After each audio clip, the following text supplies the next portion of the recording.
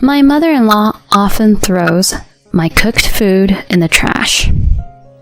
Human food is too good for you. I think water will do for you. It's just right for you, fatty. If you eat pork, you'll end up cannibalizing. Wait, what? That's saying too much. Shut up. As long as I have my granddaughter, I don't need you.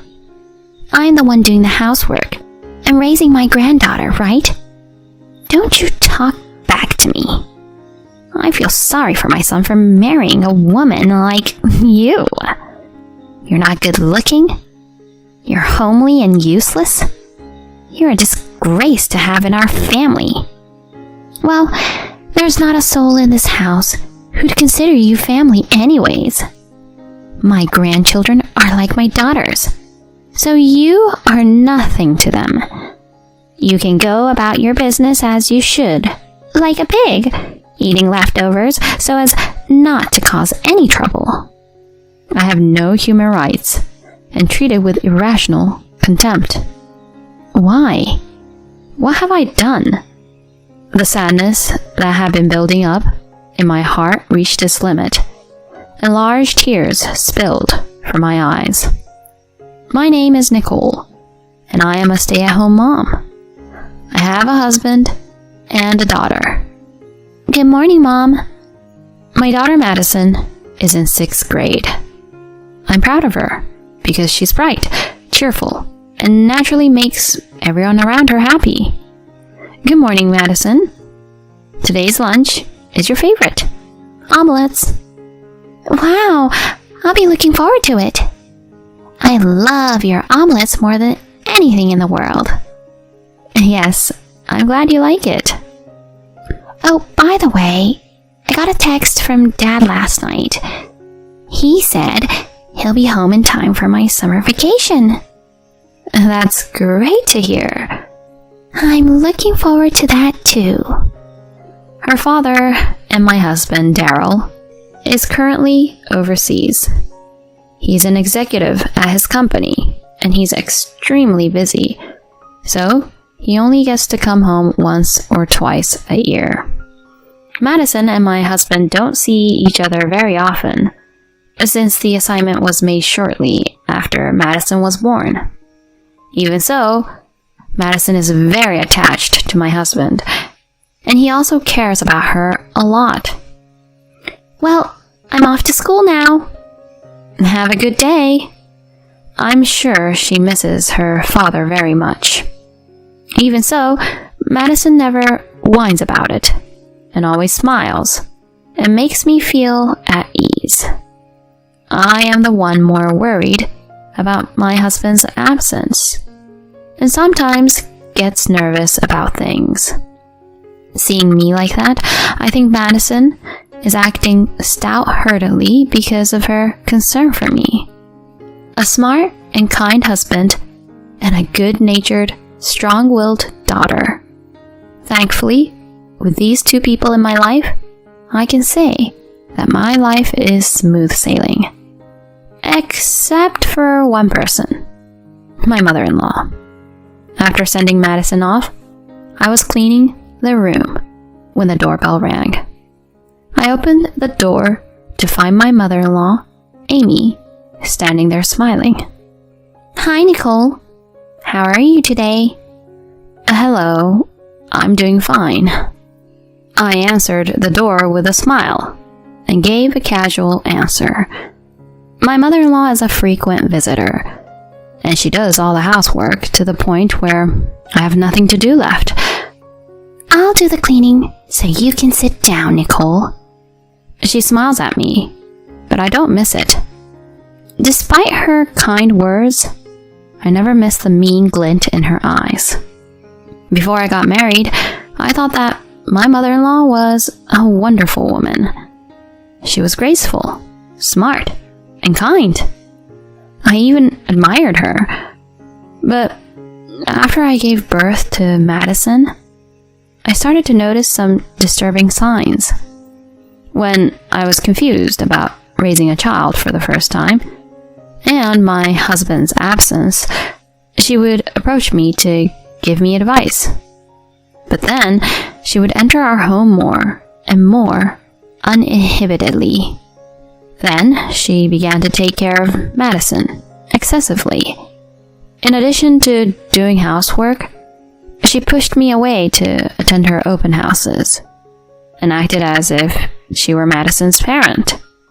I could see that at the root of this behavior was the idea that my mother-in-law, my husband, and my daughter were family by blood.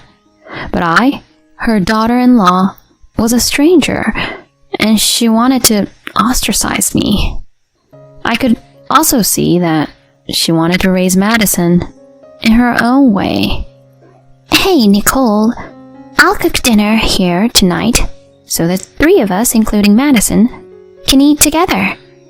My mother-in-law, who had just finished cleaning the house, was delighted to make such a suggestion.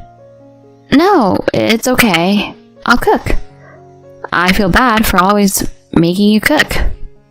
Not wanting to ingratiate myself further with my mother-in-law, I tried to gently turn down her suggestion. But my mother-in-law said, "Don't worry about it. Madison likes my cooking anyways." She stubbornly refuses to take a step back, to let Madison think that her cooking is delicious, and to feel like she was the one raising Madison, not me. That was what she wanted to do. These days went on, and I became stressed out. I was afraid that Madison would sense the discord between my mother-in-law and me, and she would get stressed out too. Would Madison eventually be inspired by her grandmother to shun me? I couldn't help but feel anxious at the thought. At first, I tried to bear it on my own, but then I felt I was reaching my limit. I wanted to talk to my husband about it. I felt uncomfortable contacting my husband, who is a busy man, and I'm sure he wouldn't be happy to hear me bad-mouthing his mother. But I knew that my mother-in-law was probably taking advantage of the fact that my husband knew nothing about it, and that my husband was the only one who could help me with this situation. So I turned on my laptop and reached out to my husband via video call. Nicole, what's wrong? Did anything happen?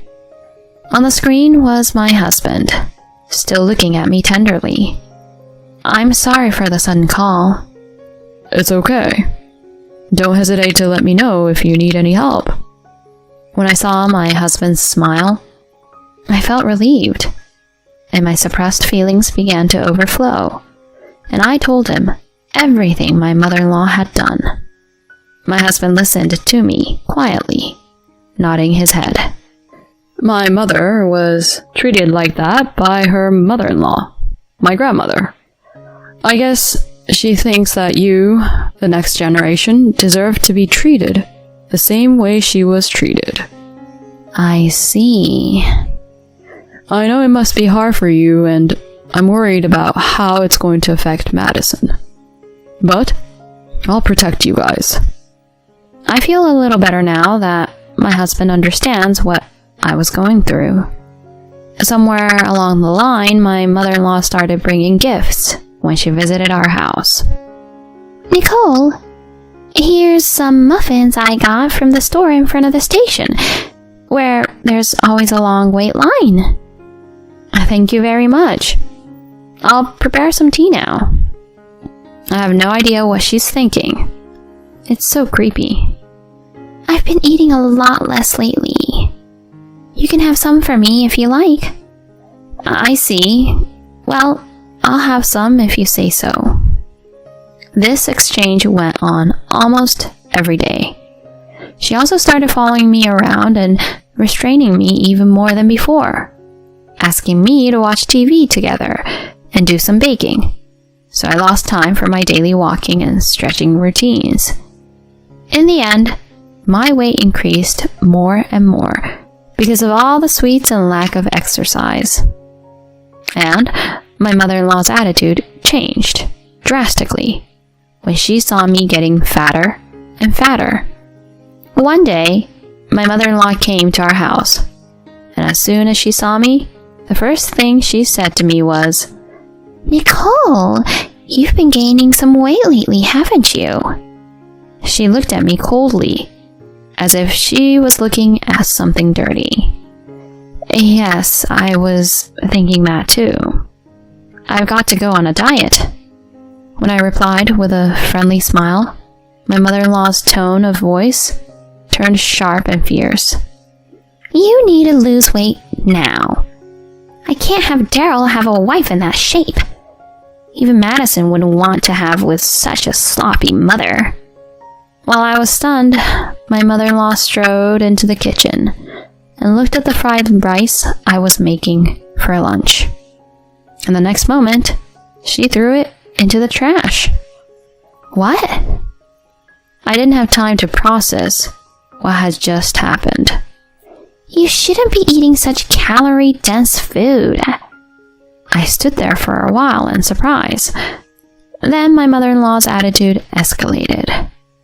One night at dinner, I looked at the table with all the food my mother-in-law had prepared, and I was mortified.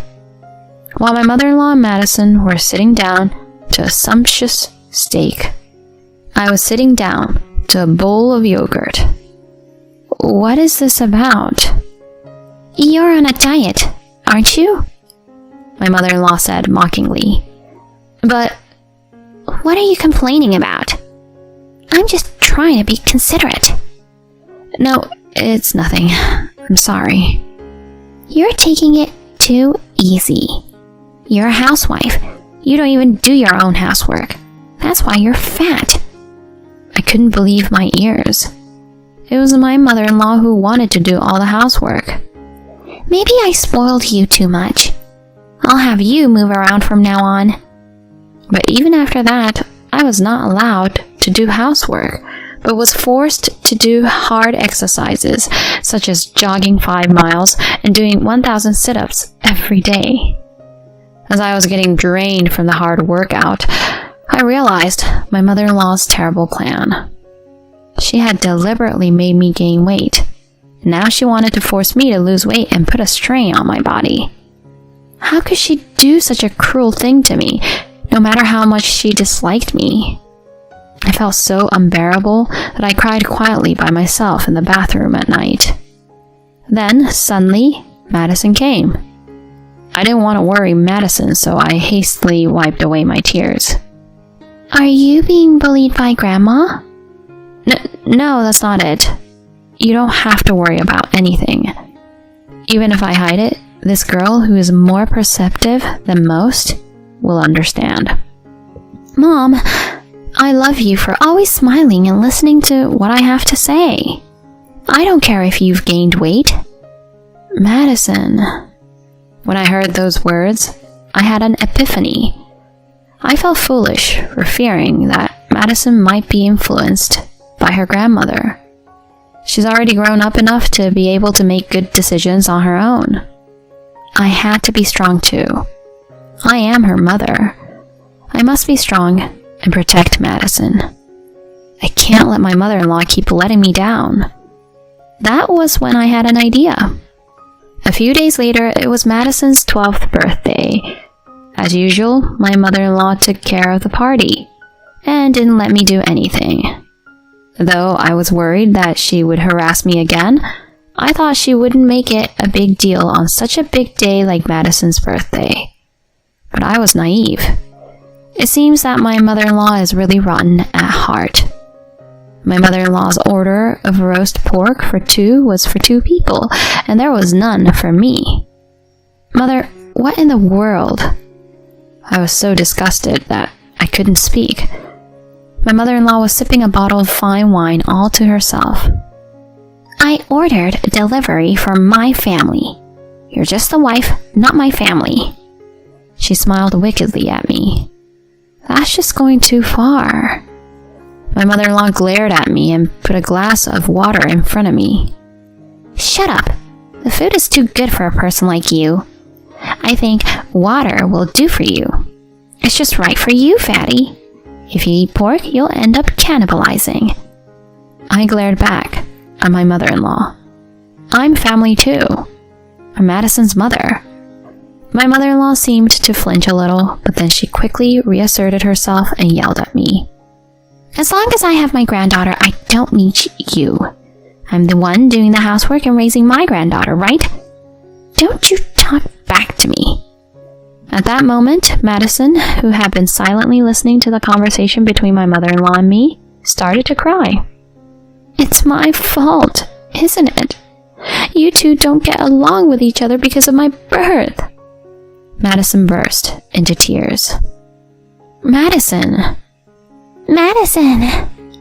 Madison's distress seemed to make even my mother-in-law panic a little, but she immediately turned to me and said, It's your fault. You made Madison cry.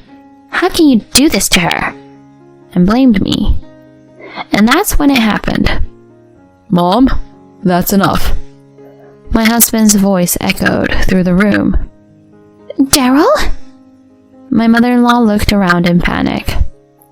It was understandable that she was surprised to suddenly hear the voice of her son, who was supposed to be abroad. He's here. I lifted up my laptop, which was in a corner of the room, and held it in front of my mother-in-law. On the screen was my husband. I had recently decided to secretly connect a video call with my husband whenever I was with my mother-in-law. That was the idea I came up with to combat her. Mom, Madison is Nicole and my child. One of us isn't the only parent. We're family. That's not true. I know how badly your mother-in-law treated you, and I'm grateful that you raised me the way you did despite that. But you know what, Mom? It's not about the past. It's about the future. It's about how Madison is going to grow up. I won't forgive you if you make Madison sad. But... If you can't understand that, then stay out of our family. Even my mother-in-law, who is like a heartless devil, seems to have a weakness for her beloved son. With that, she plodded her way home. Dad... Madison stares intently at the computer screen. Happy birthday, Madison. I'm sorry I can't be there with you. Oh, Dad, you are so cool. Thanks, Dad. I'm glad to hear that. Your mother and I will take care of you no matter what. I was so happy to see them like that. I thought to myself that I was truly blessed to have such a wonderful husband and daughter. But then I came back to reality. My husband has seen me so fat. In the past, I have always tried to avoid having my husband see my body when we used video calls. But today, I let my guard down and exposed my entire body. I'm sorry I've gained so much weight. I quickly apologized. My husband was stunned, but immediately burst out laughing and said, Don't worry about it. You may be chubby, but you're still you, and nothing has changed. Thank you. That's so nice of you. But I'm going to try to lose weight. The room was filled with laughter of the three of us. After that, my husband distanced himself from his mother, who never changed her mind. Not only did she not get her grandchild, her son abandoned her. I'm sure she will spend the rest of her life alone and lonely. Now I live with my husband, who has returned, and my daughter, who is now in junior high school. Needless to say, Madison's face is brighter than ever now that she can live with her father she loves so much. I believe that the family environment created by adults has a great impact on children. I want to be a strong mother and work together with my husband to keep Madison's smile alive.